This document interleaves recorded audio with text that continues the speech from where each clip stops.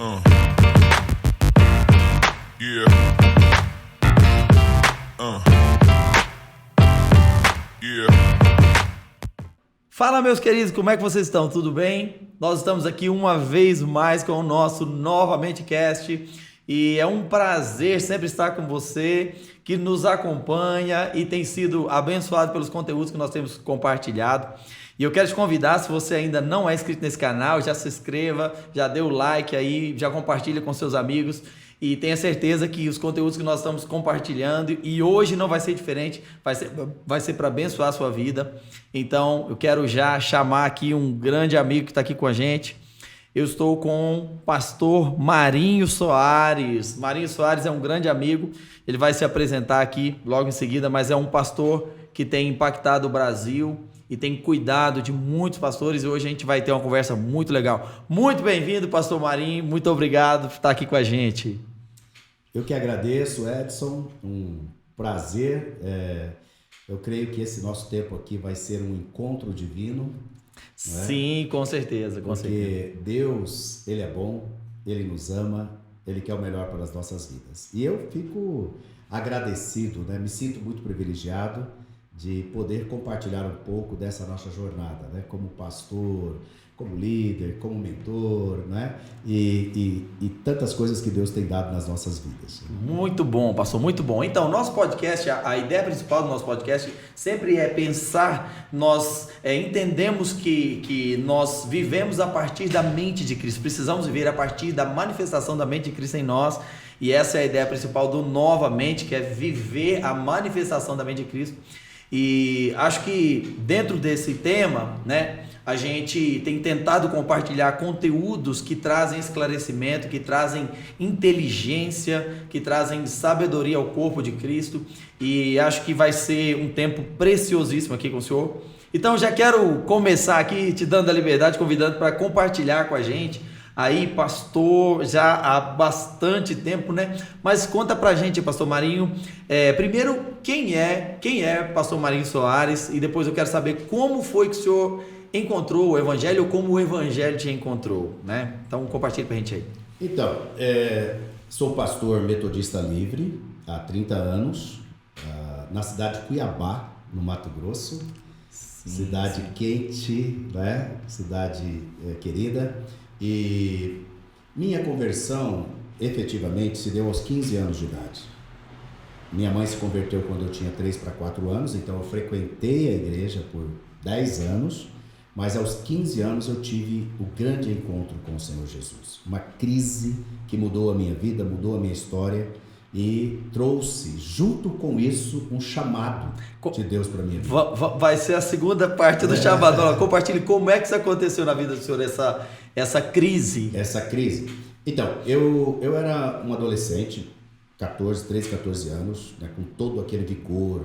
Eu amava esportes, eu estava vivendo assim naquele auge das descobertas. Obviamente que já não mais frequente a igreja como a infância, seguindo já alguns caminhos errados, entrando para os vícios e todas aquelas coisas. Em um determinado dia, trabalhando com meu pai nessa época que era oleiro, se tornou mestre de obras, eu estava trabalhando com ele. Ao retornar para casa, eu fui perdendo as forças das minhas pernas. Uau! E quando eu cheguei em casa, eu já estava travado. Não descobri o que era, morava no interior do estado de Mato Grosso, foi ao hospital, faz exame, tenta verificar, não descobre, uma semana internado. E aí eu sou levado para Goiânia, nessa época, estou falando de 40 anos atrás, e então descobre-se que eu fui atingido pelo vírus da poliomielite. Uau! Paralisia infantil, um caso excepcional. O que era muito comum para a época, Isso, para a época era muito comum. E aí, e atingiu especialmente minha perna direita. Isso me faz com que eu volte para Cuiabá e vá fazer reabilitação. Uhum. E como ninguém morava em Cuiabá, eu cederam para mim um espaço na igreja. A igreja tinha um dormitório para pessoas doentes do interior. Uhum. Essa igreja era as Assembleias de Deus. Uau! Meus pais são das Assembleias de Deus. E aí, Ao ir para essa igreja... A gente já começa a notar a relevância da igreja e o papel da igreja na sociedade, né? Exatamente numa situação como essa, né? Como essa, quer dizer, era uma igreja que já tinha uma relevância social, que cuidava dos filhos, cuidava daqueles que não tinham condição de fazer tratamento. Ela reservava um refeitório, um dormitório para servir essas pessoas. Sim. E ao ficar ali, tinha algumas condições. Uma delas era frequentar todas as reuniões de culto, escola dominical e tudo mais. Uau. Então imagina. Era uma boa estratégia. Uma boa estratégia. Mas o que aconteceu? Eu, obviamente, precisava, me submeti. E aí, então, essa época eu fiquei muito fragilizado. Muito fragilizado. Porque a minha vida foi cortada ao meio. Imagino. Cortada ao meio. E naquela época, a poliomielite, eu me lembro que, assim, de ver, né, na história... E que ela matou muita criança, né? Não tinha um tratamento, né? Então eu imagino que é algo que tenha assustado muito, assim, muitos ficaram alguns até em cadeiras de roda, né? Sim. Assim, debilitaram muito. Então eu imagino que foi algo que marcou muito você nesse tempo, não? Sim, foi um trauma total, porque eu fiquei sem minhas pernas. Amava futebol, amava nadar, amava bicicleta, amava... Eu era hiperativo nessa área. E, de repente, eu sou podado completamente disso. E você perdeu totalmente as forças? Eu fiquei com as pernas sem força e eu fui atingido mais a perna direita. Aí, com a reabilitação, eu consegui recuperar um percentual. Mas é como você disse, eles ficavam em cadeiras de rodas, alguns ficavam tetraplégicos e outros morriam, porque quando esse vírus, ele é uma febre... que é dada, que mata os músculos. Então, se ele é uma febre muito potente, ele mata o músculo do coração, do pulmão. Uau. E aí as crianças morriam. Só um parênteses, no Brasil, eu acho que já tem uns 25 anos que nós não temos mais. É controlada por vacina. Por vacina, né? Sim, Até hoje, né, quem está nos ouvindo tem criança, por favor, vacine, porque algo que pesa na vida dessa pessoa. E aí você, então, lá na igreja, começou a participar dessas reuniões e aí, por livre e espontânea pressão, vamos por assim dizer. Foi pressão, mas eu estava muito fragilizado. Eu chorava demais. Eu tinha muito autocomiseração, pena de mim mesmo, dó de mim mesmo. E eu entrei num processo que hoje a gente sabe que é um tipo de depressão. Não é? Um tipo de depressão que me abateu demais. E aí, quando eu comecei, então, as reuniões, aos cultos, as reuniões e os cultos começaram a fazer sentido para mim, porque eu estava muito fragilizado. E, em especial, um culto de jovens, no sábado. Um jovem pregou, ministrou, e eu ouvi aquela palavra, e aquilo entrou no meu coração. E naquele dia, muito quebrantado, eu entreguei minha vida a Cristo. Uau! Isso que ano, pastor? 15 anos, 40 anos, nós estamos falando de 83... 83. 83. Nessa época eu tinha 3 anos, pastor. 3 anos. Então, eu já tinha acabado de nascer. Eu estava já, né, descobrindo muita coisa, amadurecendo forçadamente, né, porque eu tinha que morar fora de casa com 15 anos, me virar, me tratar, e tive essa experiência com Jesus. Tenho um grande carinho por trabalho com jovens, porque foi exatamente num culto de jovens que o senhor se converteu. Que eu me converti. E a experiência me levou ao quê? Eu me lembro que quando eu retornei para o dormitório, e no outro dia eu tentei chorar, que era a minha grande saída, eu não conseguia chorar. Eu não conseguia chorar, Edson. Aquela autocomiseração, então... Desapareceu, e uma presença tomou conta daquele lugar, que hoje eu sei que é o Espírito Santo. E ele tomou conta, e eu forçava alguma coisa para chorar e não conseguia. E aquilo começou a me consolar, me confortar, e começou a me curar. Que bênção. E ali foi um processo assim de cura, e a partir dali uma entrega e uma experiência com Deus que vai gerar a caminhada com Ele nos próximos 40 anos. Muito bom, muito bom. Maravilha. Eu quero que o senhor compartilhe também sobre o chamado... O senhor é pastor já há quantos anos?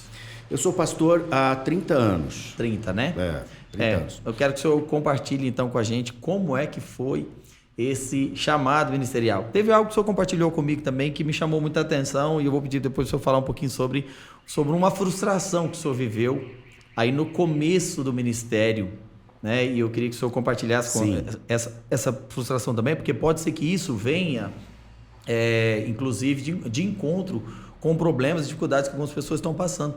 Então, compartilhe para a gente, como é que foi isso? Como é que o senhor entendeu o chamado ministerial? Quando foi que o senhor entendeu esse chamado para pastorear?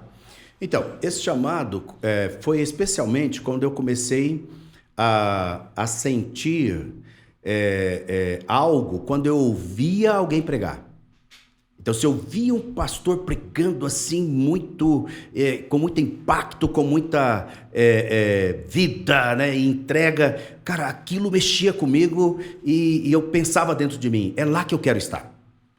Eu me lembro que um cantor da época chamado Oséias de Paula, bem das antigas. Sim, eu conheço. Ele foi no Mato Grosso. Era o cantor predileto da minha avó, do meu avô. Exato.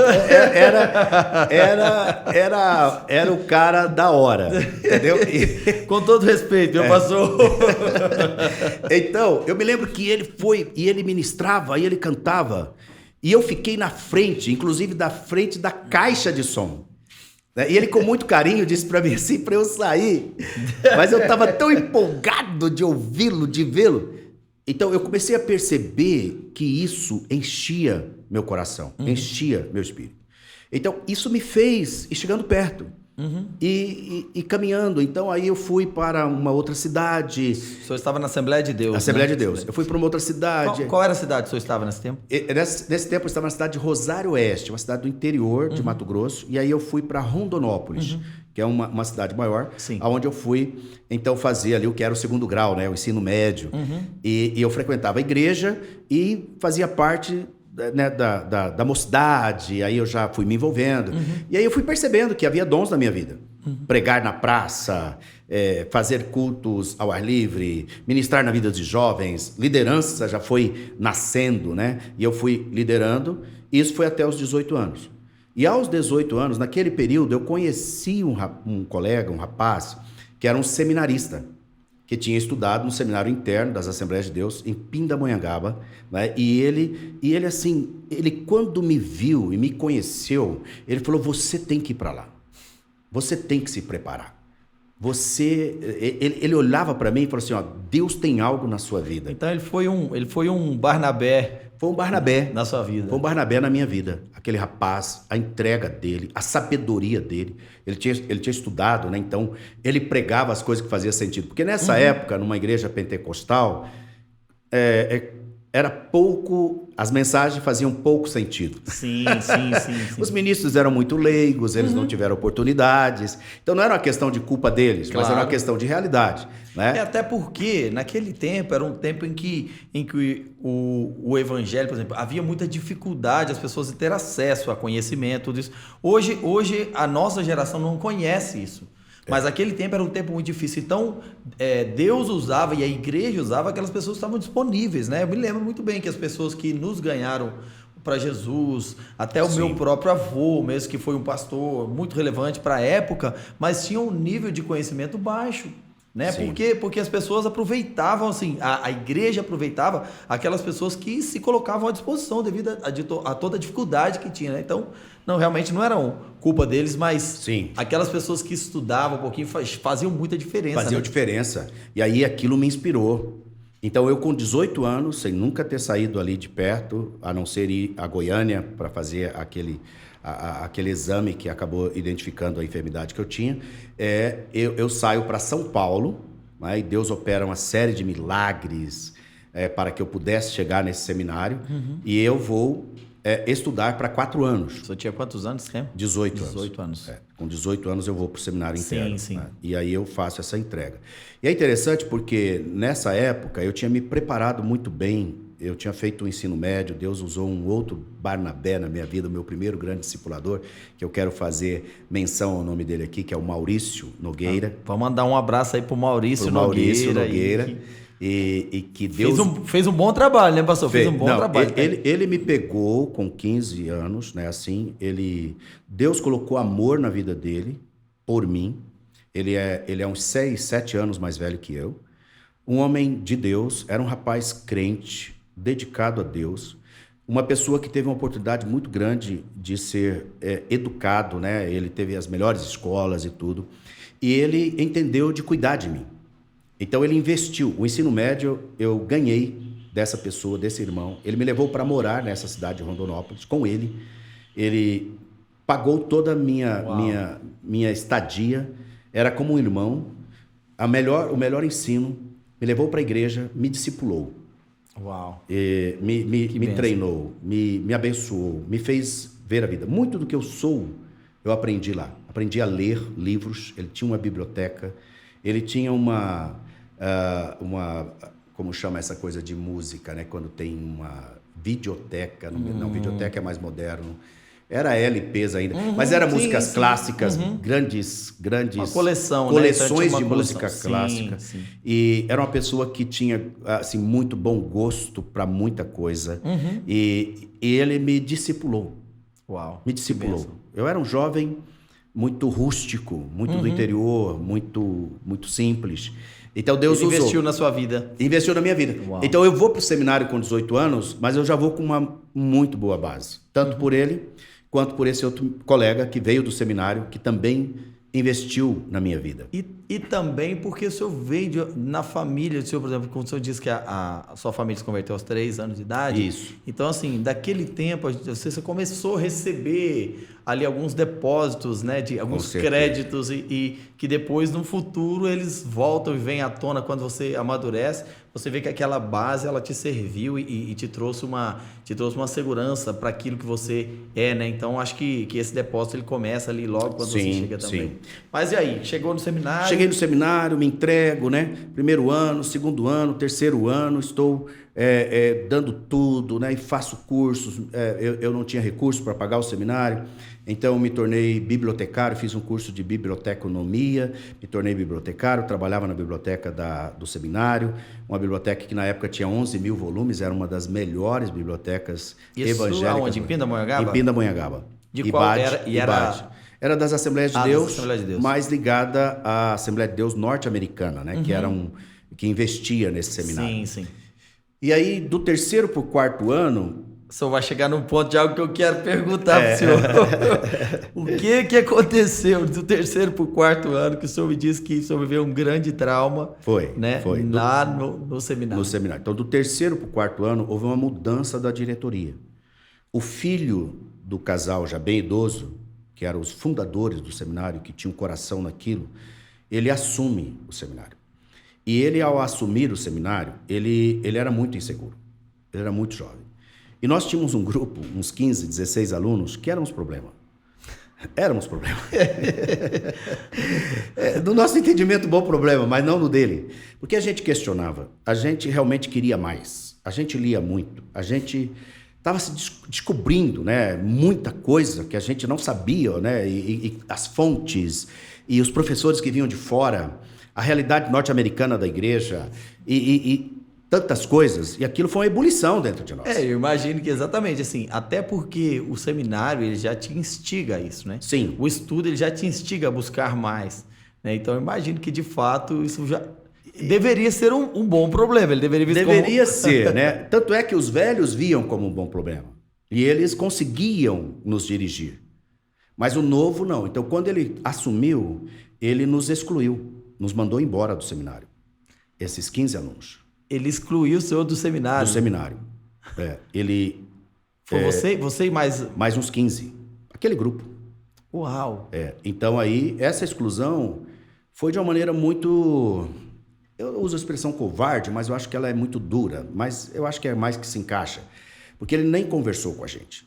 Ele só mandou uma carta para minha casa, para o meu pai, uma carta para mim e uma carta para o meu pastor, me convidando a não mais me matricular naquela instituição.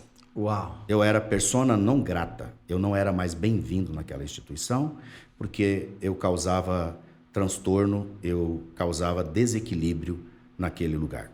Meu Deus! Entendeu? E aí foi muito traumático por vários motivos. Porque quando eu fui para o seminário com 18 anos, eu tinha me preparado, o meu ensino médio foi o melhor que tinha na época. E entre essas coisas, eu sonhava também com a parte do direito, do judiciário. Eu tinha um sonho lá também dentro de mim. E eu tinha feito, naquela época, o vestibular era 2 etapas. Uma no final do ano, outra no início do ano.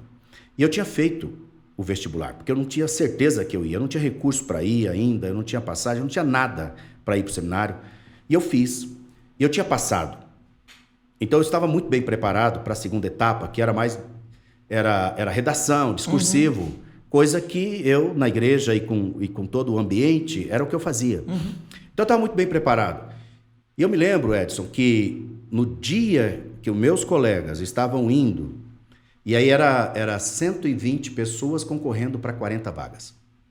Então era um funil, eram muito poucas pessoas. Que os meus colegas, no domingo de manhã, estavam indo para os locais da prova, da segunda etapa do vestibular, eu estava entrando no ônibus, na rodoviária, para Pindamonhangaba, São Paulo. Uau. Eu estava selando o meu destino. Sim, o senhor estava abrindo mão daquilo que era um sonho, Que né, era um do senhor? sonho que estava no meu coração. Eu me lembro que Pra quando eu viver um despedi chamado, de alguém da família que me levou até a rodoviária, eu subi as escadas do ônibus, eu virei para trás, olhei para a cidade de Cuiabá e me despedi.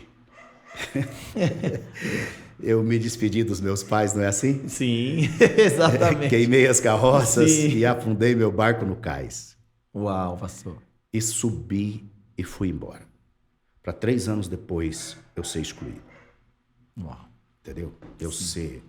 Eu entrei para 5 anos de depressão. 5 anos. Eu achei que eu tinha perdido tudo. O senhor voltou, na época o senhor voltou para Cuiabá, o que o senhor fez nesse tempo? Eu entendi que eu deveria continuar, mesmo com todo aquele baque. Eu volto para São Paulo, vou a Pindamonhangaba buscar minhas coisas. Meus livros, minha pequena biblioteca que eu tinha montado, minhas roupas, umas malas. E eu não volto, eu vou para a capital de São Paulo. Uma família que eu conhecia me acolheu. E eu vou agora, tinha amigos na Faculdade Metodista Livre, conheci a Dean da Faculdade Metodista Livre. E aí então eu vou estudar à noite e trabalhar de dia para tentar me manter em São Paulo para concluir meu curso. E eu fico 2 anos em São Paulo. Aí o senhor se matriculou em um outro seminário em São Paulo? No outro seminário, Metodista Sim. Livre. E aí então começa a história do senhor com a metodista. Aí começa a minha história com a Metodista. Sim, sim. Que aí eu vou conhecer a Metodista, eu vou fazer a complementação. Porque quando você sai do programa, lá era só mais 1 ano. Então aqui eu precisei de 2. Porque as matérias não batem, aquelas coisas todas, né? E aí então eu fui para a Faculdade Metodista, que me acolheu muito bem, entendeu? Que me amaram, que me acolheram. E aí eu fui trabalhar, eu comecei a ter experiências, né? Que eu não tinha. Meu primeiro emprego, as lutas de uma cidade grande, né? A despersonalização, a solidão, você sem igreja, porque aí eu criei uma ferida muito grande, porque aqueles que deveriam cuidar de mim, que eu entreguei minha vida a eles, não cuidaram de mim. Eu entreguei minha vida para aqueles diretores e eles não cuidaram de mim. Eu entreguei minha vida para os meus pastores. Meus pastores, quando receberam a carta, nem levaram em consideração, nem me procuraram. Então, isso é muito duro. Sim. Agora, é interessante, porque se o senhor olhar e pensar hoje em para onde Deus te levou e o que você faz, talvez seja uma resposta Sim, a algo que o senhor viveu. sim. Porque muitas vezes eu me lembro que na Bíblia, quase todos os profetas, Deus não somente falava a palavra ou ali com os profetas, mas ele fazia com que os profetas vivessem a própria palavra. Então eles encarnavam meio que um personagem, né? Encarnavam um personagem para que a mensagem que eles pregassem fosse o reflexo daqueles que eles viveram, né? E então, quando eu olho hoje, estou contando e imagino, assim, talvez não dá nem para imaginar o tamanho do trauma, mas eu vejo que talvez ali Deus estivesse te mostrando uma dor ou algo que o senhor precisava se tornar uma resposta para isso. Sim. E é interessante porque alguns anos depois o senhor vem trabalhar exatamente para cuidar de pessoas que deveriam cuidar de outras pessoas e muitas vezes não estão cuidando, né? É verdade. Então, isso faz sentido. Faz sentido. Não, faz sentido. Hoje eu olho em retrospecto, né? Você vê a mão de Deus, você vê que todas as coisas cooperam verdadeiramente para o seu bem. Então, eu poderia enumerar umas 5 coisas, né? Então, você está citando uma. Por exemplo. Uma delas é que nesse período, então, eu fui acolhido por outras igrejas. Eu me lembro de uma igreja batista que me acolheu, eu pude trabalhar lá. Aí depois, uma igreja... eu tenho uma dívida muito legal para alguns pastores que na época estavam fazendo um trabalho muito grande em São Paulo, como a Bethesda, que me acolheu para trabalhar. Depois eu trabalhei com um colega presbiteriano. Então, você imagina um assembleiano conhecer o mundo batista, conhecer o mundo de uma comunidade, conhecer o mundo de uma presbiteriana, conhecer... Então, Deus foi me dizendo que ainda que eu pudesse estar numa denominação, e eu estou até então na Metodista Livre, e estar nessa denominação, mas eu não sou para essa denominação, eu sou para o reino de Deus. Então aquilo, de alguma forma, me fez, num determinado momento, me desencantar, me desiludir com um processo denominacional, mas que hoje eu olho para trás e hoje eu posso servir a todas as denominações. Hoje eu tenho relacionamento em basicamente todas as denominações. Então essa foi uma das coisas. Outra coisa, eu pude conhecer minha esposa, coisa que eu não conheceria, sim, entendeu? Sim. Nesse meio tempo, que foi algo assim maravilhoso, né? Mira, nós estamos casados exatamente no mesmo período.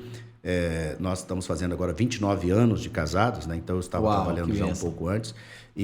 Então muita coisa aconteceu nesse período. Eu amadureci, eu me tornei homem, eu desenvolvi fibra, eu desenvolvi perseverança.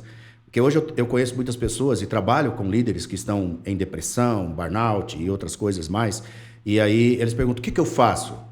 A única coisa que normalmente eu falo para eles, primariamente, é não deixe de fazer o que é certo e o que você sempre fez. Então, por exemplo, eu nunca deixei de ir à igreja, mesmo com todo o trauma. Mesmo não querendo ir, mas todo domingo eu ia a uma igreja. Mesmo não querendo, né? Isso mesmo não querendo. O senhor falou, e há uma coisa interessante sobre isso, porque a gente, cristão, a gente aprendeu a ter uma fé muito mística. Uhum. E a nossa fé, muitas vezes, ela está muito ligada àquilo que a sua mente consegue crer.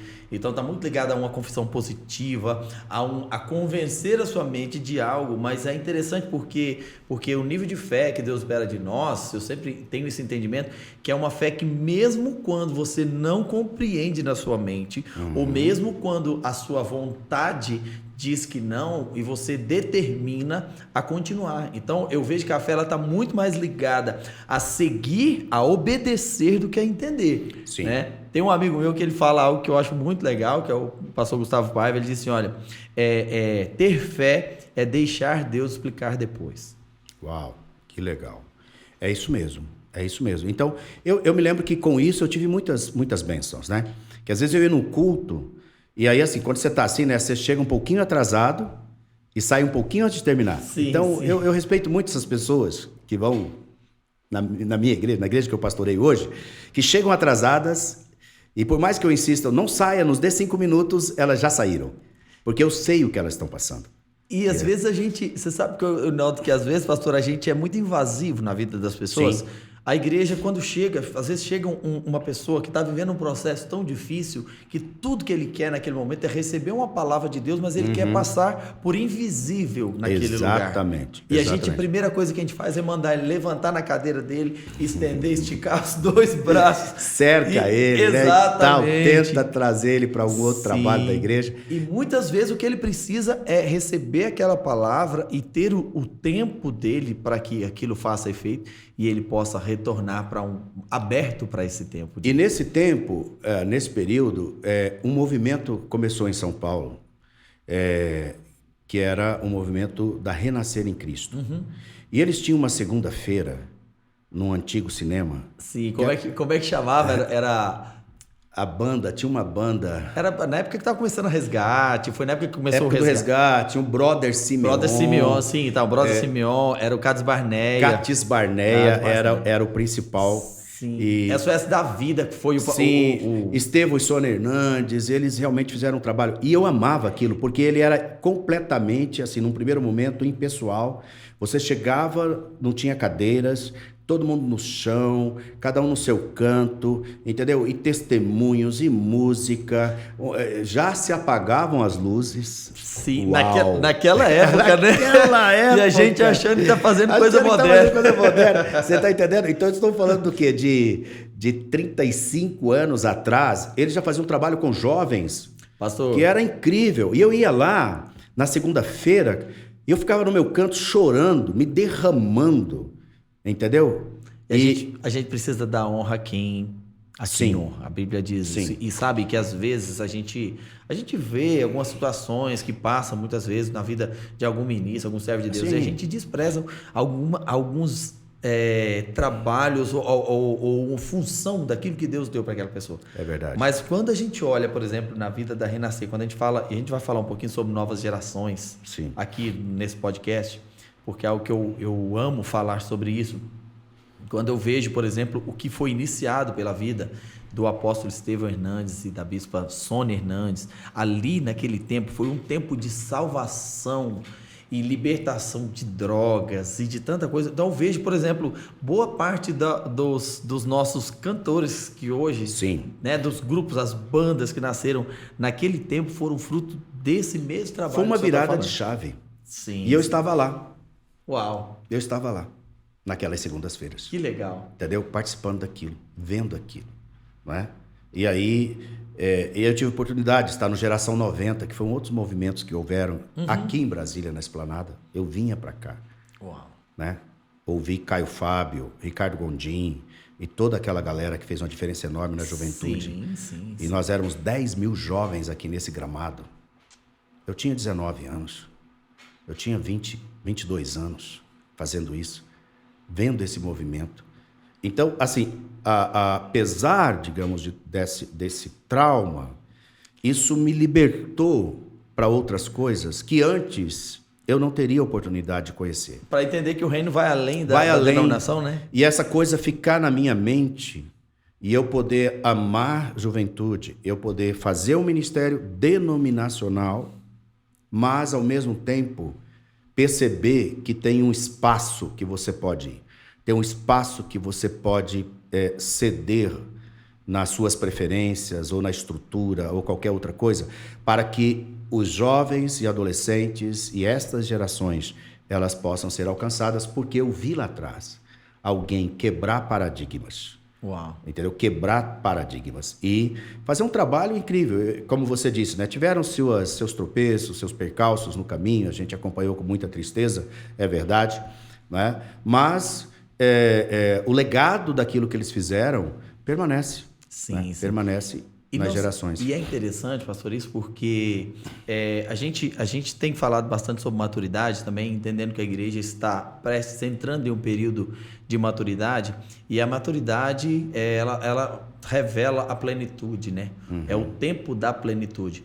E uma coisa, quando a Bíblia fala sobre plenitude, lá no livro de Romanos, acho que isso é Romanos 5, mais ou menos, não me lembro exatamente a referência, mas ele fala sobre até que todos cheguemos à plenitude de Cristo. Ele fala sobre os 5 ministérios, sobre a unidão, Isso, sobre a Efésios unidade. 4. É o Efésios 4. Efésios 4, né? Tá 11 ao certo. 16. Exatamente. E aí ele vem falando sobre os 5 ministérios, sobre o alinhamento dos 5 ministérios, e falando sobre esse tempo de plenitude em que tudo está conectado. Convergindo. Então, exatamente. Quando a gente vê, estou falando sobre esse entendimento, porque na época, eu lembro que as igrejas eram muito, a gente chamava de bairristas, né? Sim. Que eram aquelas igrejas que, eu me lembro, por exemplo, eu nada contra as denominações da época e a forma que eles pensavam, até porque era o entendimento da época, O né? entendimento era o legado que eles tinham também, Sim, né? Que eles mas tinham recebido. eu me lembro que quando eu fui para a igreja novamente, eu vim da Assembleia de Deus também, a minha origem é Assembleia de Deus, meus pais, né, meus avós eram pastores da Assembleia de Deus.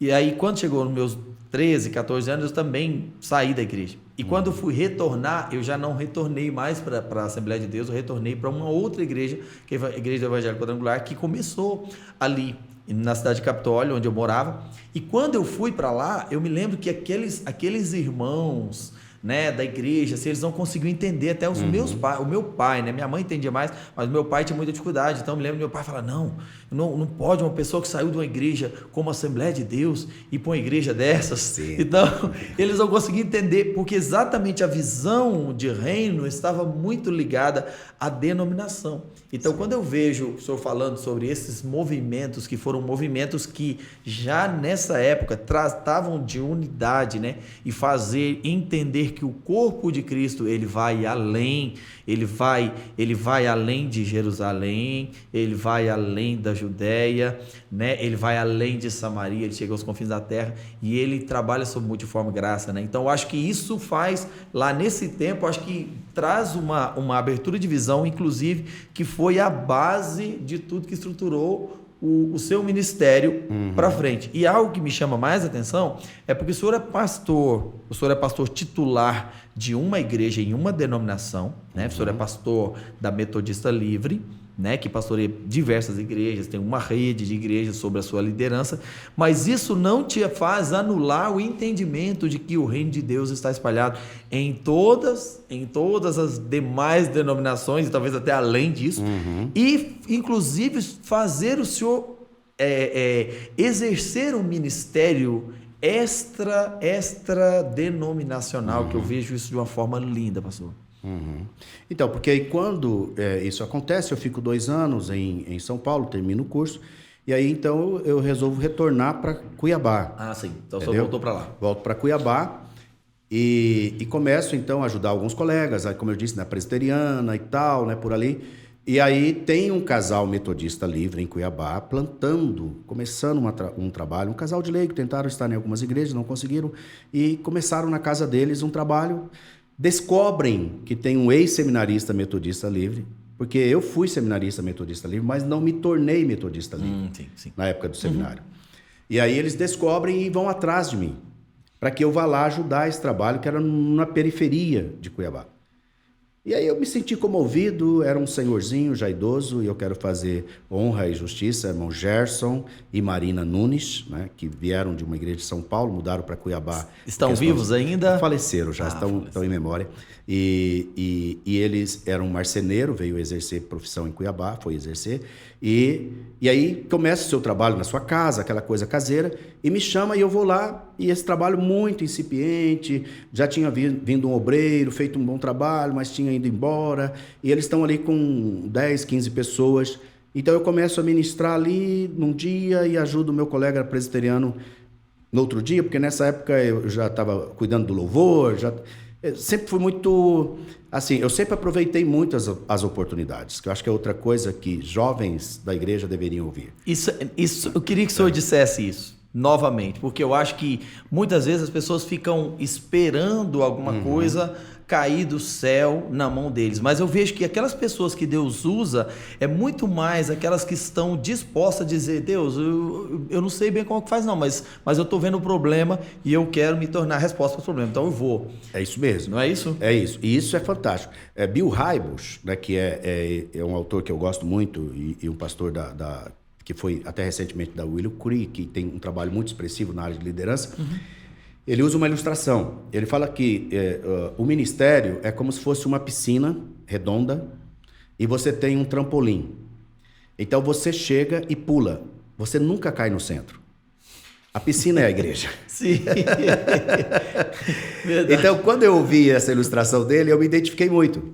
Porque eu comecei assim, né, trabalhando com jovens, aí depois eu fui trabalhar no teatro, fazer evangelismo de teatro, aí eu era um palhaço porque tinha evangelismo de criança, então eu fazia parte de uma trupe de teatro, né? Eu não consigo viajava... imaginar o senhor como palhaço, não. Não, eu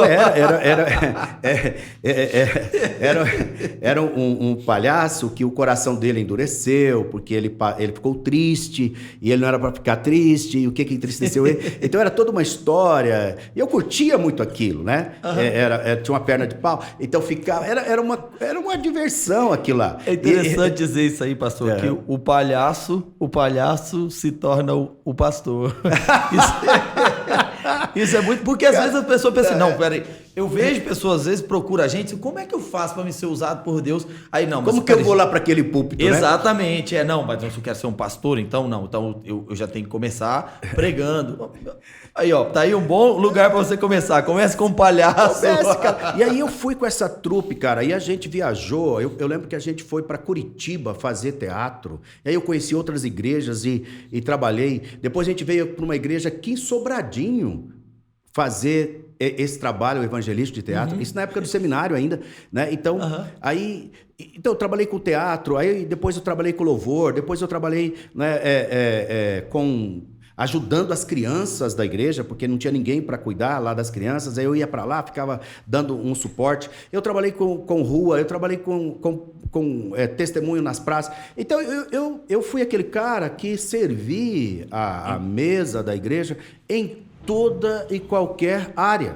Uau. Tá entendendo? Então, sempre que tinha uma necessidade, eu era a resposta. Que benção. Entendeu? Que benção. Isso é muito legal, pastor. E aí, isso hoje, as pessoas às vezes acham que não tem valor, né, cara? Mas hoje eu olho para qualquer ministério da igreja, então eu dou valor a qualquer pessoa que estiver fazendo um ministério na igreja. Porque eu sei que aquilo ali tudo é um preparo. E seja ele a menor atividade. A menor ou a maior, atividade, né? A maior atividade. Porque, e outra coisa, hoje eu posso ajudar. Então eu já ajudei a levantar a equipe de teatro, eu já ajudei a levantar a equipe de louvor da igreja. Então eu me tornei alguém que fui pioneiro em abrir igreja, né? E por ser pioneiro em Cuiabá, então emendando a história, por ser pioneiro em Cuiabá, eu tive que treinar tudo a partir do zero, com aqueles irmãos e tal, né? E me dedicando lá, né? E aí então vamos dizer, dessa célula, desse pequeno trabalho, começa então a igreja Metodista Livre. A Igreja Metodista Livre de Cuiabá. Tá certo. E aí eu estou lá na gênese dela, acabo entendendo de Deus de ficar, né? Só pra gente entender hoje, hoje a Igreja Metodista Livre, como é que é a estrutura dela lá em Cuiabá hoje? Porque eu tive lá com vocês, né, também, o senhor já tem esse trabalho de mentoria hoje por todo o Brasil. Eu tive a oportunidade de estar lá e presenciar, né, o trabalho da Metodista e fiquei muito encantado, porque eu vi que vocês são vários núcleos, então hoje como é que tá essa estrutura lá da igreja? Em Cuiabá. Em Cuiabá, então a gente começou um trabalho, né? Plantou uma igreja e desde quando a gente começou, a gente quis ser essa resposta. Por quê? Porque na cidade, normalmente, só tinham aquelas denominações históricas pentecostais.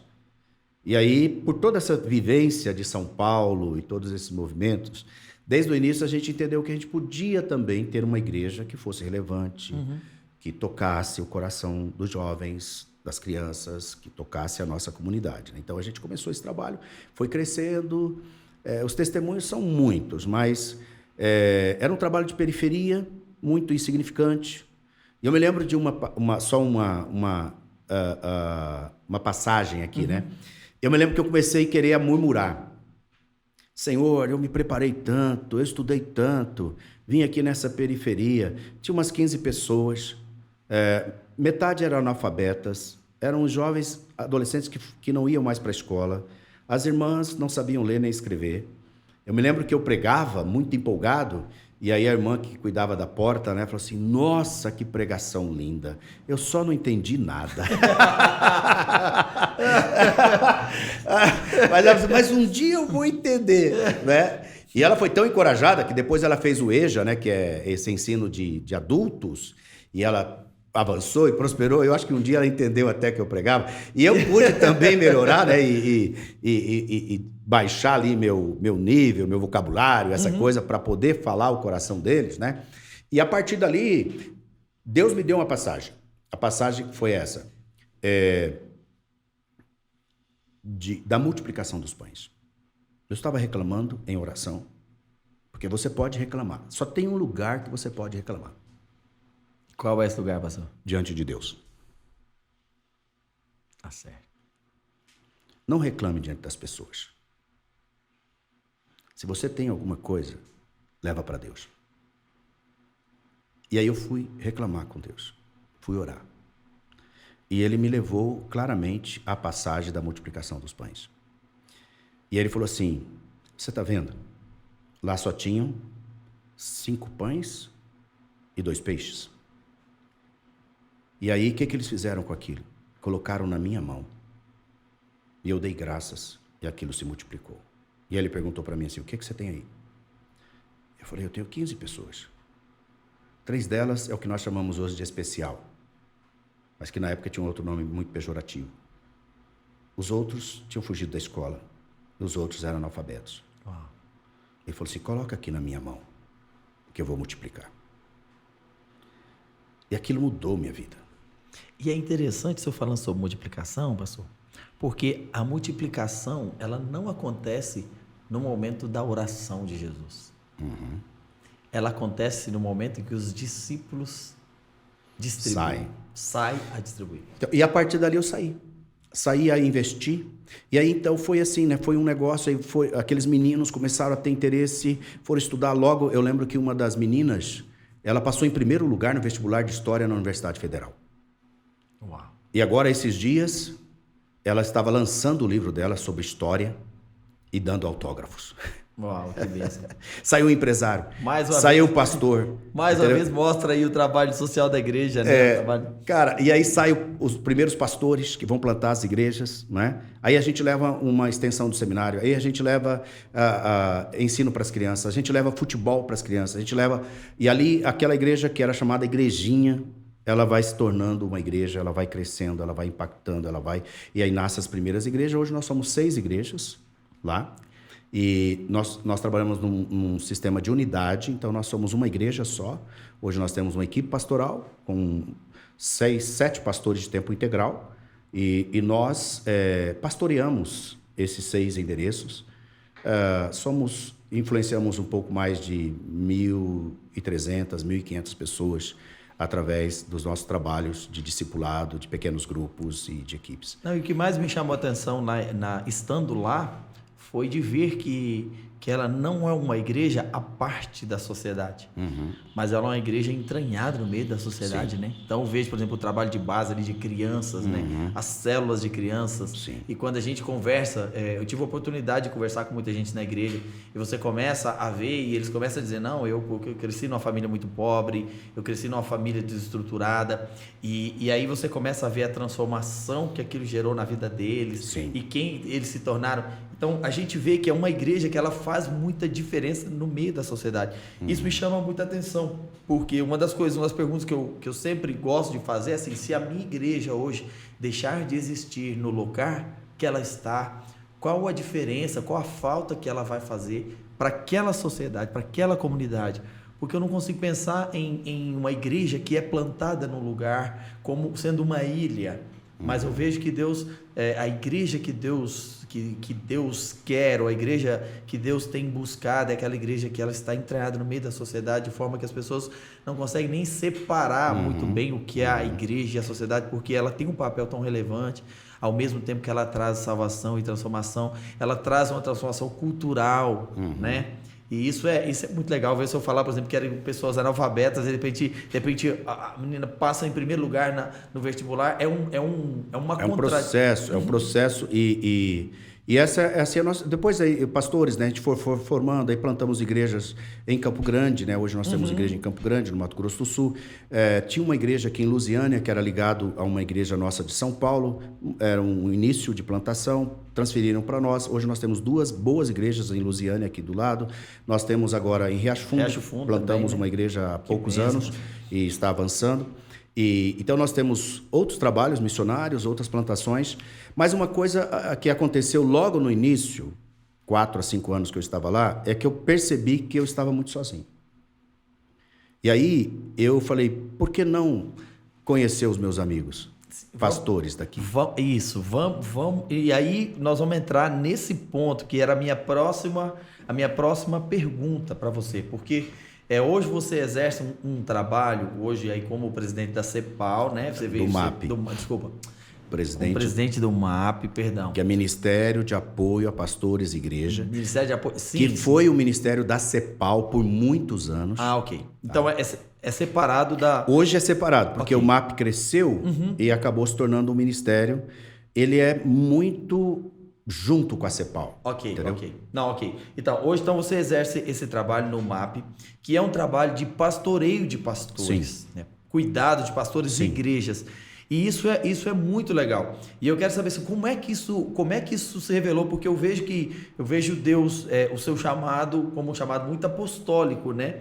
Mas ele não é aquele chamado apostólico, porque muitas vezes hoje as pessoas vincularam o chamado apostólico a um cargo, tipo assim, eu sou pastor, eu me torno bispo, mas agora eu não tenho mais para onde ir, então eu me auto-intitulo apóstolo para querer dizer que eu tenho uma graduação a mais, mas não como uma graduação, mas como um chamado específico. Eu vejo o senhor exercendo hoje um pastoreio, são pastores dos quais, inclusive, eu sou um deles, né? Sou um deles e que tenho sido... Que é um privilégio poder caminhar com você. E tenho sido, assim, extremamente abençoado. Amém. E para mim também é uma honra hoje poder tê-lo aqui, porque nos últimos 3 anos eu posso dizer que o meu ministério pastoral sofreu acho que uma ruptura muito grande, uma mudança muito grande a partir do momento que eu o conheço e começa a ser cuidado, entender o valor desse cuidado pastoral. Então, como é que isso começa e como é que chega no ápice onde o senhor está hoje? Então, vou fazer 2 coisas. O primeiro é falar um pouquinho sobre o ministério apostólico. Nós entendemos que é um ministério apostólico vertical e horizontal. O vertical é esse que você citou, normalmente de uma denominação, né? Então, a pessoa vai, ele chega num topo e ele verticaliza. Então, é um ministério onde ele ministra ou lidera de maneira, né, vertical. Dali para baixo, todo mundo tem que andar naquela linha, naquele propósito. Nada de errado, é um sistema e é um ministério. Sim, claro. Mas nós entendemos que é um ministério horizontal, que ele é por relacionamento. Por uma questão de que o dom e a graça é revelado, e à medida que ele é revelado, ele é desenvolvido, e ele é pelo dom, e aí não tem barreiras denominacionais. Entendeu? Então, ele é dado à igreja, não a uma igreja. Então, nós entendemos que nós temos, como MAP, um ministério apostólico horizontal. É dado às igrejas, né? Todas. Como corpo, né? Corpo, o corpo né? de Cristo, né? Então, começando a pastorear em Cuiabá, eu comecei a perceber que eu estava muito sozinho. E aí um dia eu falei, por que eu não vou conhecer meus colegas aqui do bairro? E aí eu fui conhecer os colegas do bairro. Eu lembro que tinha uma igreja presbiteriana e eu passava em frente dela para ir lá na nossa igrejinha. E ela já era uma igreja presbiteriana, tinha um prédio muito bonito. E eu passava e ficava olhando, falei, puxa, nossa, Deus vai nos dar um prédio igual a esse. E eu ficava com muita cobiça santa por aquele prédio. E aí um dia eu falei assim, por que você não veio conhecer o pastor? Né? Eu fui lá conhecer. E aí eu conheci o primeiro colega do bairro chamado Gilmar. E o Gilmar se tornou um grande amigo. Aí eu descobri que mais embaixo tinha uma metodista wesleyana. E eu fui lá e conheci o Sotero, meu amigo até hoje. E aí depois eu conheci o pastor da Batista. Depois eu conheci... E aí, de repente, eu estava, assim... Era mais, assim, um coleguismo, né? Tipo assim, às vezes eu precisei de sair de férias. Imagina, um pastor, só eu plantando igreja, só eu lá trabalhando, não tinha nenhuma outra igreja perto, a igreja mais perto, São Paulo, 2.000 km. Eu vou sair de férias, eu preciso sair para 2 semanas. Quem vai pregar na igreja? Ainda não tinha preparado uma boa liderança, ou conseguia um final de semana, mas e os demais? Aí eu já tinha lá meu colega metodista wesleyano para vir. Então só começou a estabelecer uma rede de relacionamento. De relacionamentos de amizade, por necessidade. Sim. 5 anos depois, a igreja já crescendo, ela saiu lá das 15, 25 pessoas e nós chegamos a 100 pessoas. Começamos a construir um prédio, 100 pessoas. E aí eu comecei a perceber também que as coisas começavam a sair da mão. Eu chegava a 100, 100 e pouco, caía para 70. 100, caía para 70. E falei, isso não está certo. Eu não consigo ser um pastor de ficar com essa frustração. Então, em 99... um amigo, colega, me apresenta o MAP, que é o Ministério de Apoio a Pastores e Igrejas, cuja sua base principal é o pastoreio de pastores, mas dentro dele tem uma visão, que nós chamamos de visão da igreja saudável, que é o ministério que eu mais desenvolvo dentro do MAP hoje, apesar de estar liderando todo o MAP no Brasil. E é interessante eu falar sobre igreja saudável, porque... eu já te falei isso, mas assim, quando eu cheguei ali nas igrejas de Cuiabá, nas igrejas que você pastoreia ali, em Cuiabá, a primeira vista, e quando você começa a conversar com as pessoas, acho que a primeira palavra que vem no coração da gente é uma igreja saudável. Uau. Então, não precisava nem dizer que esse era o sistema, que ele é visível, Então, e aí, então são 20 anos, na verdade 23 anos de caminhada, né, no MAP. E aí então eu trouxe, né, o pastoreio de pastores. Aí aquilo que era só uma amizade se tornou encontros regulares. Onde nós mutuamente nos pastoreávamos. Aí veio material, né, vieram dinâmicas, né, de como fazer uma reunião com pastores, como torná-la produtiva, como ser vulnerável, como ser transparente, como criar um ambiente de confiança, que é um problema que muitos pastores dizem, eu não abro meu coração porque não tenho um ambiente de confiança. Então nós aprendemos a criar ambiente de confiança. Você nem sempre vai achar pronto um ambiente de confiança. Um ambiente de confiança você cria, entendeu? Então nós aprendemos a criar esses ambientes que geram confiança. Hoje, assim, o senhor trabalha com isso então há 20, já com mais de 20 anos. Qual é o maior problema hoje que atinge os pastores? Olha, que impedem eles de serem saudáveis? Então, nós temos várias pesquisas, né, nessa área. Um dos maiores é esse que eu acabei de falar. Eles não acham ou não entendem que há um ambiente de confiança onde eles possam se abrir. Então, eles se fecham. Então, tem variantes, né? Um é esse, outro não tem modelos, né? Não tem paradigma. O paradigma que a gente tem qualquer é administrativo denominacional. Reúne os pastores para prestar contas. Quantos membros você tem? Qual foi a arrecadação? Você está crescendo, não está crescendo? Por que você está decrescendo? O que você tem que fazer para crescer? E tal. Né? E aí um mostra a foto. Construí um prédio, não sei o quê, fiz isso, fiz aquilo, o templo, não sei o quê, fiz a reforma. Então, a conversa toda é no nível ministerial e, às vezes, superficial. Nunca desce para o coração. Então, não tem um ambiente, não tem paradigma, não tem modelos. Outras coisas que você encontra. Eu chamo isso a pirâmide da liderança que te leva à solidão. Então, pensa assim comigo. Você chega na igreja e você é um membro da igreja. Vamos pensar numa igreja de 100 pessoas, que a minha grande luta, né, porque 90% das igrejas não passam de 100 pessoas, exatamente porque o pastor não avança para ser alguém saudável, para ir além de 100 pessoas. Então, uma pessoa só consegue 50, 40 pessoas, ele sozinho, como se fosse um pequeno grupo. E aí, ele começa aqui. Ele vai para uma igreja de 100 pessoas, ele torna membro. Quantos amigos em potencial ele tem como membro nessa igreja? 99. Ou seja, ele tem muita gente, ele está na base da pirâmide, é ou não é? Sim. Ele está feliz da vida, porque ele tem um monte de gente para relacionar e tal, ser amigo. Aí vamos supor que essa igreja tem diáconos.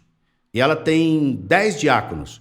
E ele trabalha, tal, avança, ele é eleito diácono. Aí ele sobe na pirâmide. Sim. Aí ele fica... Tem mais 9 pessoas para ser mais amigo. 9 pessoas, ele já não tem mais 99. Sim. Ele só tem 9.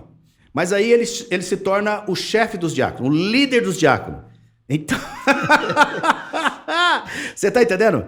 Então ele agora é a ponta da pirâmide. Com quem que ele vai se relacionar? Se essa igreja não tem uma dinâmica de equipe pastoral, onde os líderes do diácono se encontram com o líder do louvor, que se encontra com o líder das crianças, que se encontra com o líder dos jovens, que se encontra... Você está entendendo? Então, aí... completou. Então, aí o que acontece? Ele vai sofrendo essa pressão da solidão. E o pastor, então, ele é o quê? Ele é a ponta da pirâmide. Sim. O único solitário aqui... que não tem para onde correr. Não tem ninguém, né? Ele não tem ninguém. E tá entendendo aí? Nem a própria família dele. Nem a própria família. E também a família não é o fórum de ele levar suas lutas, suas dores. Porque a família... Vamos pensar assim, ele leva as dores dele com a liderança da igreja para a esposa. O que vai acontecer no coração dessa esposa? Ela vai fechar o coração. Ela vai fechar o coração, ela vai entrar numa dor terrível e ela já não vai ter mais alegria com aquela igreja. Né? Então... Aí o pastoreio de pastores vem aonde? Ele vem pegar esse sozinho, com esse outro sozinho, com esse outro sozinho, com esse outro sozinho e criar agora um lugar, um ambiente onde essas pontas de pirâmide podem se encontrar e ser gente. Uau, pastor. Entendeu?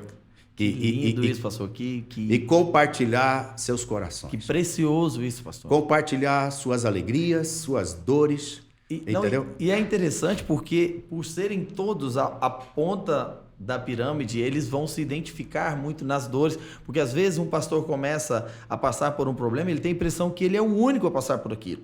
Ou às vezes até algum pecado começa a assediar, ele começa a pensar que ele é o único a ter aquele assédio. E por não ter um fórum adequado, um local para poder compartilhar, ele começa a viver exatamente essa frustração de pensar assim, gente, todo mundo está tão bem e eu sou o único que estou mal, né? E quando ele vai para esse ambiente, ele percebe que os outros também, que vivem similar a ele, também são vulneráveis, talvez a mesma dificuldade, ou muitas vezes algo que foi vencido alguém, então acontece aquela troca de experiência ali e a cura, né? Isso é precioso Exatamente, estou demais. contando um testemunho de cura meu. Eu fui exposto à pornografia e uma disfunção sexual com masturbação aos 8 anos de idade. Uau. Isso tornou um vício na minha vida. E eu achei que quando eu me convertesse aos 15 anos, eu seria liberto disso. Não fui. Isso me acompanhou. Com 18 eu vou para o seminário, vou para a casa dos santos profetas, né? Pindamonhangaba significa fábrica de anzóis. Então vou para a fábrica de anzóis. Para essa cidade profética, eu vou estar num ambiente. Isso não acabou. Eu continuei com esse vício. Uau. Com 27 anos eu caso. Falei, bom, agora tenho uma mulher. O vício continuou. Eu me torno pastor, viciado em pornografia. Uau. Carregando culpa, carregando peso, carregando condenação. Nunca tive um ambiente. E aí tá, esse é um exemplo clássico, né? Nunca tive esse ambiente, Qual nem na era? juventude. Em qual Era um tabu. qual ambiente Era um eu poderia tabu compartilhar? falar disso. Até que minha esposa, já com 7, 8 anos de casado, me flagra vendo pornografia na internet. Naquele tempo que para carregar uma imagem demorava 10 minutos. E aquilo foi uma crise no meu casamento, no nosso casamento. Ela se sentiu traída. Ela se sentiu a pior das mulheres do mundo. E fazia 3 anos que eu tinha começado o nosso primeiro grupo de pastoreio de pastores. E nós já estávamos com esse grupo já ganhando confiança. E eu falei para ela, eu vou buscar ajuda. Eu falei, vamos juntos buscar ajuda. Ela não quis, porque ela tinha medo de me expor. Ela queria me preservar. Esposas são maravilhosas. Sim. E eu falei, eu vou. Eu me lembro que nós marcamos, dentro do grupo maior de pastoreio de pastores, nós tínhamos trios. Trios era que a gente fazia metade da reunião, 10, 15 pastores, e depois a gente ia com 3, ia definindo trios, onde a gente tinha um ambiente mais íntimo para falar melhor e orar por aquele assunto do dia. E aí nós marcamos um retiro de trios. Cada trio ia passar um dia. E aí nós fomos, meu trio, para uma cidade vizinha, tinha umas cachoeiras. Eu falei, vamos para um hotel, a gente pousa, no outro dia a gente vai ter o dia para a gente. E aí nós definimos assim, amanhã é de um, a tarde é do outro, a noite do outro. Cada um faz o que quiser. Eu falei, eu quero amanhã. E nós fomos, era uma segunda-feira, então não tinha ninguém na cachoeira, só nós 3, um lindo parque de águas. E aí, nós sentados ali, eu falei, eu quero ter o meu momento. Eu abri minha vida pela primeira vez com esse vício. Para aqueles 2 colegas E pastores. aqueles colegas que estavam ali eram pastores também. Pastores de outra denominação. Porque nós éramos só uma igreja, então, em Cuiabá. E eu compartilhei com eles. E eles eram colegas presbiterianos, muito tradicionais. E aí eu falei, eu tenho aprendido no MAP que eu preciso fazer uma oração de confissão e libertação. Só que eu preciso de testemunhas, baseado em Tiago 5,16, que ele diz, confessai os vossos pecados uns aos outros e orai uns pelos outros para serem curados. Nós confessamos nossos pecados a Deus para sermos perdoados. Nós confessamos nossos pecados uns aos outros para sermos curados. Eu confessei meu pecado a Deus quantas vezes? Milhares de vezes. Fui perdoado ou não fui? Com certeza. Todas as vezes, mas não fui curado. Naquele dia que eu confessei àqueles colegas pastores, eles não sabiam o que fazer comigo. Eu falei, Imagina, acho que eles nunca tinham vivido não, eu uma falei, situação. eu ensino vocês a fazer a oração e vocês vão me fazer repetir a oração. Eu estava muito envergonhado, mas ao mesmo tempo uma sensação incrível de libertação. Uau. Eu confessei, eu orei, eu renunciei àquele pecado, aquelas práticas, as imagens, tudo. E renunciei e orei, me quebrantei, eles comigo me abraçaram, me amaram. E naquele dia eu fui liberto. Glória a Deus. Que bênção, pastor. Eu tenho um carinho enorme pelo pastoreio de pastores. Porque meu ministério mudou. Meu ministério já era bom. 7, 8 anos. Mas a partir dali ele tomou uma outra dimensão. A partir dali eu sinto assim que eu ganhei asas para voar. A partir dali as coisas deslancharam. Porque mesmo um pastor carregando culpa e condenação conseguia fazer um ministério. Imagina agora um pastor livre. E aí nós tivemos um processo de restauração no nosso casamento. Nós tivemos aconselhamento e enfim, e nós passamos a viver os melhores anos das nossas vidas que vivemos até hoje. Uau, pastor, que bênção, que bênção.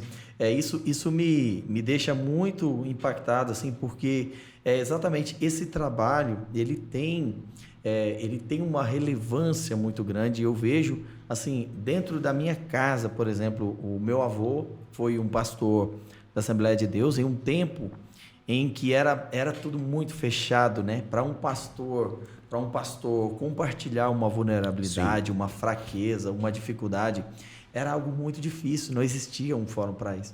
E quando a minha avó ficou doente, minha avó faleceu muito nova, com 42 anos de idade, e ela teve uma doença durante quase 5 anos da vida dela, ela foi ficando debilitada no final dos anos.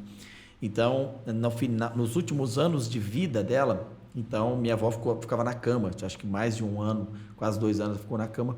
E nesse período, eu imagino exatamente por não ter um ambiente saudável, onde compartilhar ali até mesmo da dificuldade, do desejo sexual, da dificuldade, né, que ele estava vivendo dentro do casamento, uma vez que a minha avó estava acamada, né, doente.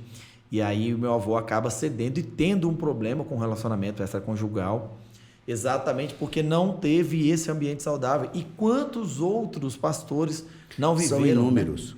São inúmeros. Hoje, quando eu conto o meu testemunho, invariavelmente, 5, 10 pastores me procuram depois. Porque depois eu fui descobrir que esse é o problema de todo homem. Só que é um problema escondido. Uhum. Então aquilo marcou minha história e me fez me entregar cada vez mais uma paixão por pastores e por líderes, uma paixão por pastoreio e cuidado pastoral. E depois disso, também eu fui percebendo que uma vez que você tem uma boa saúde como pastor, isso precisa ser levado para a igreja. Então aí o ministério começa então a se desdobrar para dentro da igreja, que aí eu consegui então me relacionar, aprendi a me relacionar com a liderança da igreja. Aí eu comecei a transformar aquela liderança institucional em uma liderança relacional. Então aí nós começamos os processos de discipulado da liderança, aí nós começamos a trabalhar em equipe, aí nós começamos a desenvolver os pequenos grupos, aí nós começamos a desenvolver uma série de ferramentas para dentro da igreja. Então, porque às vezes o pastor ele até ganha saúde, mas ele não consegue levar isso para dentro da vida da igreja que ele pastoreia. Então aí nós começamos a desenvolver esse ministério que hoje vai além do pastor. E uma coisa interessante, porque às vezes eu citei aqui a minha vulnerabilidade, né? E eu me lembro que naquele dia, só voltando um pouquinho, eu me lembro que naquele dia, né, um colega que era um dos pastores, ele falou para mim, eu nunca tive problema com isso. Eu fui guardado disso. Ele falou, meu problema é orgulho. Eu sou orgulhoso. E ele começou a falar da vida dele. E é engraçado, pastor, porque às vezes, ao compartilhar uma vulnerabilidade e a outra pessoa, não, ele começa mais ou menos como o publicano e o fariseu ali, né? Ele compartilhando ali, ele orando e reconhecendo a Deus, e o fariseu dizendo, Deus, não sou como esse. Eu não tenho nenhum desses problemas aí, que já é exatamente uma... Que é o problema, né? Exato, que é o problema. Cara, e aí a gente orou com ele, foi incrível. Aí o outro O problema dele era relacional. Ele não conseguia relacionar com a liderança dele. Ele vivia em conflito. E aí ele foi descobrindo, né, todos os seus traumas, suas lutas com as autoridades da vida dele. E por isso ele não conseguia exercer uma autoridade saudável. Ele exercia uma autoridade imposta, uma autoridade institucional. E ninguém suportava ele.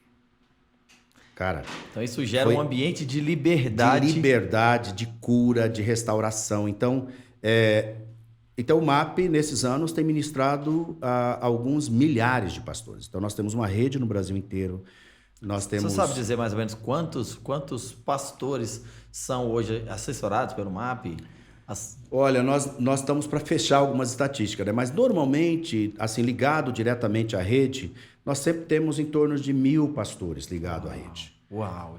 E fora disso, né, tem as redes denominacionais que a gente assessora, né? Então, tem uma rede denominacional ali que tem 200 pastores. Então, eles pegam as ferramentas, pegam os trabalhos e desenvolve ali. Aí tem a outra aqui, a outra ali. E também é sazonal, né? Por um tempo, depois sai aquele, entra outro. Isso, aí às vezes ele muda de cidade, lá ele começa um grupo, Sim. lá ele começa a desenvolver. Aí, então, hoje é uma rede, assim, capilarizada, né, em várias regiões do Brasil, algumas mais, outras menos.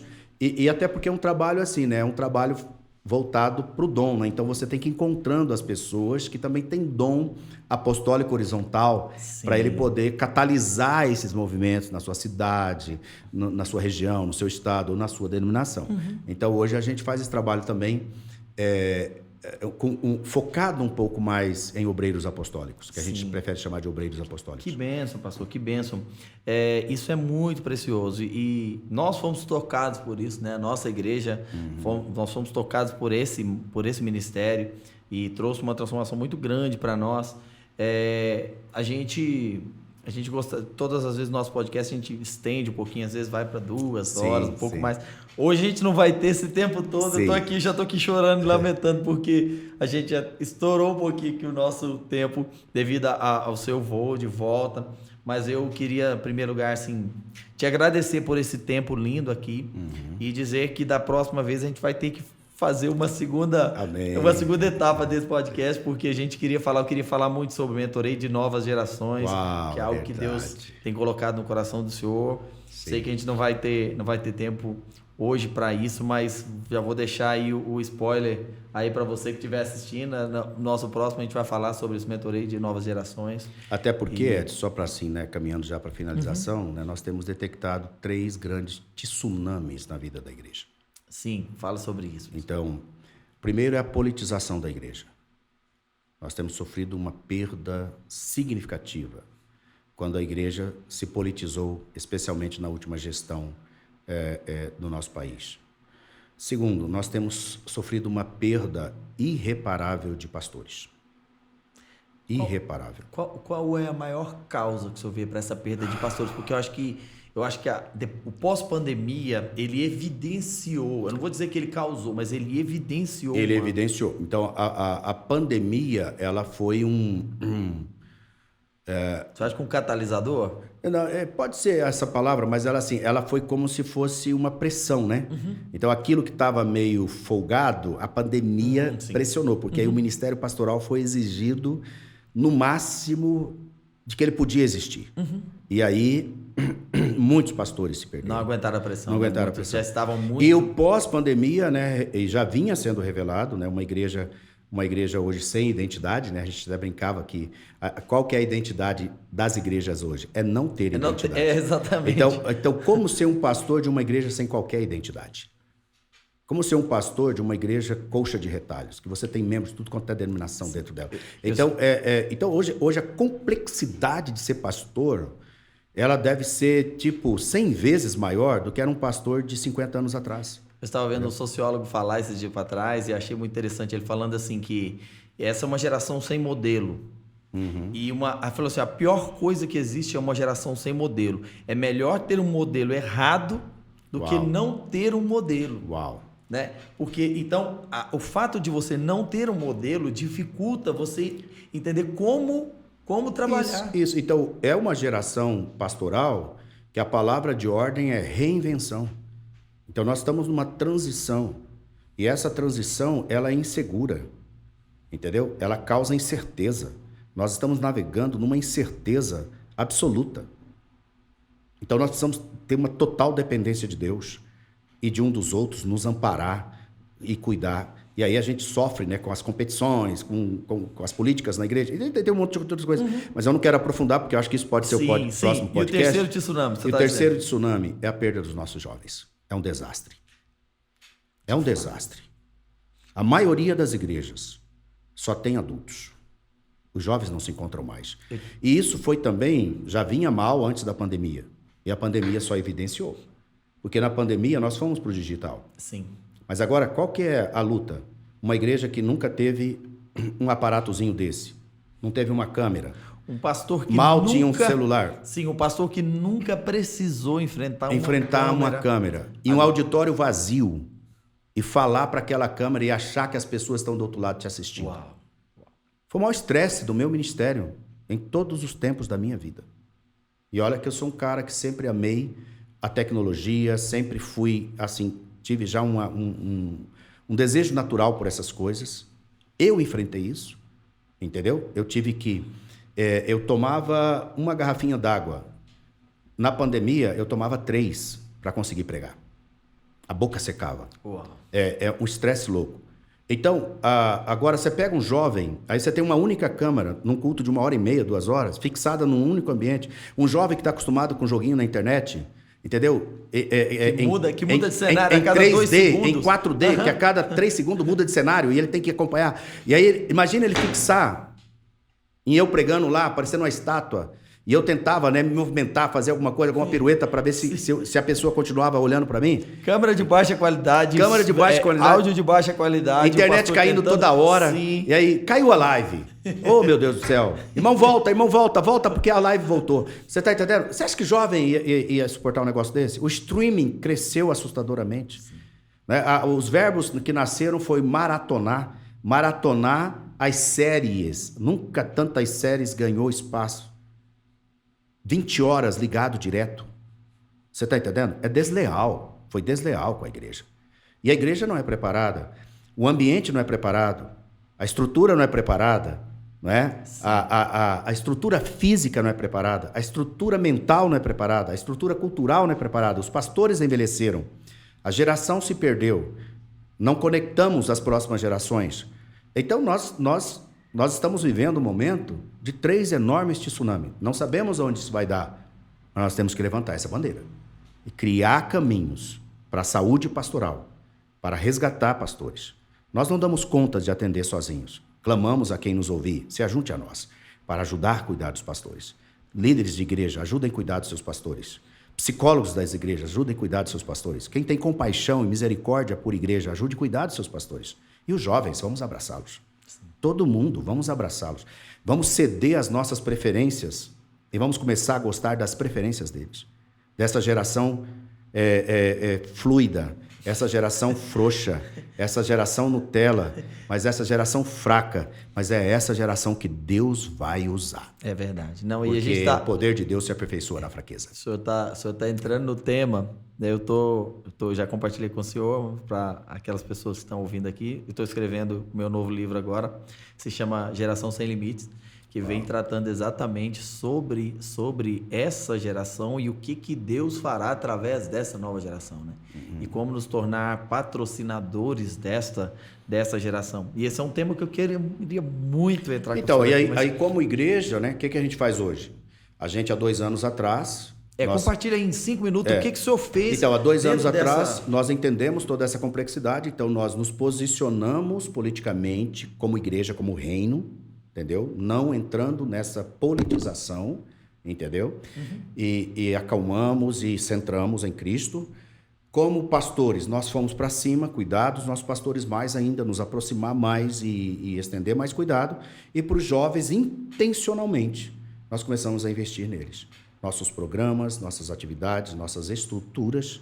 Nós fizemos uma grande reforma para acolhê-los, né, com luminoteca, com som, com visual grande, com telas enormes, com muito investimento em visibilidade de mídia, de rede social, investimos em equipes nessa área, renovamos nossa equipe de louvor.